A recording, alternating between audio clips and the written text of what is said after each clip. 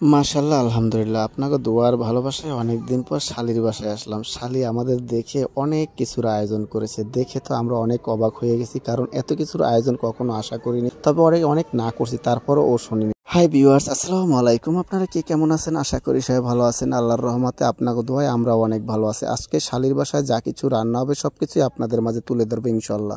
এখানে দেখেন গরুর গোশত, তারপর আছে চিংড়ি মাছ, এখানে আছে মুরগি, আর ওই পাশে আছে পোলার চাউল। আসলে এই দুপুরে আমাদের কিন্তু অনেক কিছু রান্নার আয়োজন করেছে আমার শালি।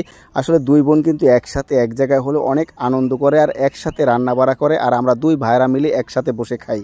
আমাদের বরিশালের বাসায় অনেক সময় দুষ্টামি করে আমরা শালি বলে থাকি। আসলে বাস্তব কথা কি, আমরা ছোট বোনের চোখেই দেখি শালিকে, আর বড় জ্যাঠাই সে কিন্তু আমরা বড় বোনের চোখেই দেখি সবসময়, আর দেখিয়েও আসছি, ময়মুরব্বীরাও দেখছি ইনশাল্লাহ। এইভাবেই আমরা কিন্তু চলে আসি জীবনভর, আর ছোটবেলা থেকে এইটাই আমরা দেখে আসছি। এদিকে দেখেন আপনাদের সুমি আপু কিন্তু গরুর গোশের মধ্যে এক এক করে মশলার গোড়া দিয়ে দেবে। তবে কি কি দেবে সেটাই আপনাদেরকে এখন আমি বলবো। এখানে কিন্তু দেখেন তেজপাতা, দারচিনি, এলাচ, লবঙ্গ। এখানে একটা জিনিস খেয়াল করে দেখবেন, এখানে কিন্তু সুমি তেজপাতা এবং দারচিনি, লবঙ্গ, এলাচ এগুলো কিন্তু বাটা যায় না, এগুলো কিন্তু আস্তে আস্তে দিয়ে দিয়েছে। তারপর কিন্তু সুমি এখানে হলুদের গুঁড়া, তারপরে দেবো হলো যে আপনার মরিচের গুঁড়া, এগুলো দিয়েই কিন্তু সুমি একটা উপকরণ তৈরি করবে।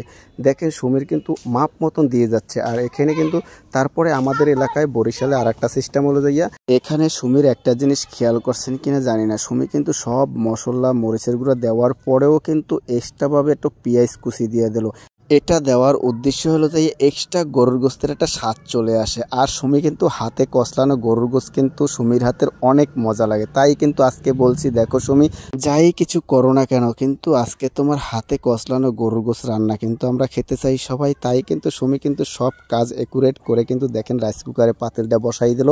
এখন কিন্তু একবারে ঢেকে দেব, আর আল্লাহ যদি বাঁচায় একবারে হওয়ার পরে কিন্তু এইটা আমরা উঠাবো ইনশাল্লাহ।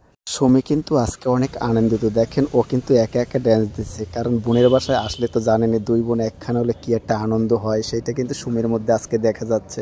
আজকে আমার শালিটা কিন্তু অনেক কিছুই জোগাড় করলো, তারপরেও কিন্তু সুমির কাছে দেখেন একটা মুরগি ধরাই দিল, মুরগিটাও রান্না করা লাগবে। তখন আমি বললাম, দেখো এত কিছুর কি দরকার ছিল? কয় দেখেন আপনি দুলাভাই কোনো কথা কই না, চুপ করে দেখেন আমরা দুই বোনে কি করি, খালি চাই দেখবেন, কোনো কথা বলবেন না, আপনার কথা এখানে শুনতে চাই না আর শুনবও না ইনশাল্লাহ।